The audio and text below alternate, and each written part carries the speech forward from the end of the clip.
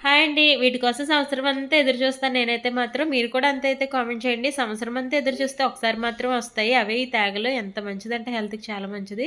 నాకు చాలా ఇష్టం అనమాట. మేము ఈస్ట్ గోదావరిలో ఉన్నప్పుడు ఎక్కువగా తినేవాళ్ళం. అక్కడ టేస్ట్ చాలా చాలా బావుంటుంది. పచ్చివి కూడా దొరుకుతాయి.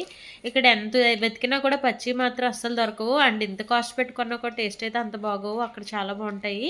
ఇదైతే రూ. 100 అనమాట. ఈ కట్ట బాగా లావువి చూసుకొని తెచ్చుకున్నాను. కానీ టేస్ట్ అయితే అస్సలు బాగోదు. కానీ ఎలా ఉన్నా కూడా నాకు ఇష్టమని తినడం మాత్రం మానననమాట. సో, వీటినైతే నాకు మామూలుగా అయితే మనం కాల్చినయి గాని, ఉడకబెట్టినయి గాని మళ్ళీ రీహీట్ చేయకూడదంటారు. బట్ వీటిని ఇలా చేస్తేనే బావుంటది. ఈ విషయం మాత్రం నేను దీంట్లో పాటించననమాట.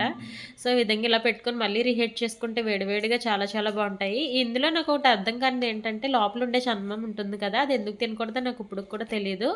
మీకెవరికైనా తెలిస్తే కామెంట్ చేయండి. కానీ ఒక విషయం మాత్రం చెప్పేవాళ్ళు. ఈ మధ్యలో ఉన్న చందమామనంట మన ఇంటి పైన వేసేస్తేనంట చాలా డబ్బులొచ్చేస్తాయంట.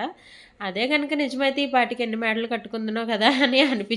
వీడియో తీసేటప్పుడు నాకెందుకో అది గుర్తొచ్చింది. మీరు కూడా ఇలాగే అనుకుంటే మాత్రం తప్పకుండా కామెంట్ చేయండి. అండ్ ఈ తేగల విషయంకొస్తే ఇవి చాలా చాలా మంచిది హెల్త్‌కి.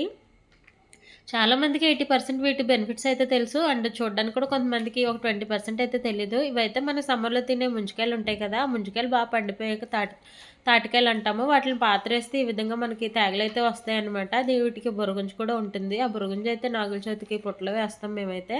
సో, వీటి బెనిఫిట్స్ అయితే చాలానే ఉన్నాయి. చాలా మంచిది. ఫైబర్ ఎక్కువ ఉండడం వల్ల కొలెస్ట్రాల్ తగ్గిస్తది. హార్ట్ హెల్త్‌కి మంచిది. వెయిట్ మేనేజ్‌మెంట్‌కి మంచిది.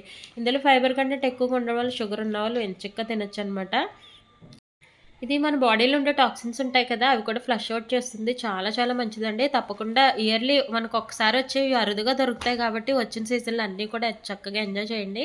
ఇవే రేగిపళ్ళు కూడా వస్తూ ఉంటాయి ఈ సీజన్‌లో. అవి తప్పకుండా తినండి. వీడియో నచ్చితే లైక్ చేయండి. సబ్స్క్రైబ్.